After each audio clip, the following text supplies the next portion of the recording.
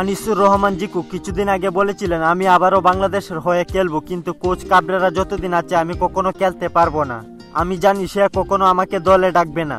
জিকুর কথাই যেন সত্যি হচ্ছে। নেপাল ও ইন্ডিয়া ম্যাচের দলেও রাখা হয়নি দেশসেরা এই গোলকিপারকে। জিকুর জায়গায় রাখা হয়েছে মেহেদী হাসান শ্রাবণকে। শ্রাবণকে ভালো গোলকিপার বলা হলেও দর্শক সমর্থকদের কেউ সেটা বিশ্বাস করেন না। তারা মনে করেন শ্রাবণ কোনো এক অদ্ভুত শক্তির জোরে বারবার ব্যর্থ হয়েও জাতীয় দলে টিকে রয়েছে। বাংলাদেশ ফুটবল যারা ফলো করেন এবং ভালোবাসেন সবাই বলে বর্তমানে বাংলাদেশের সেরা গোলরক্ষক আনিসুর রহমান জিকু। বাংলাদেশের বাজপাখি নামে পরিচিত হওয়া জিকু বাংলাদেশের হয়ে দিয়েছেন অসংখ্য সেভ। কালে বদ্রে বাংলাদেশ যখন জয় পেত, জিকুর অবদান সেখানে সবার উপরে থাকতো।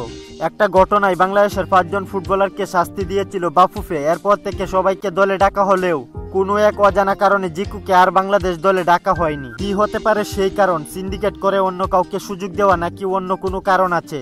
দেশসেরা একজন পরীক্ষিত গোলকিপারকে বাদ দেওয়ার কারণ কখনো বাফুফে স্পষ্ট করে জানায়নি। জিকুর কথায় বোঝা যায় যে বাংলাদেশের কোচ কাবরেরা তাকে ব্যক্তিগতভাবে পছন্দ করেন না।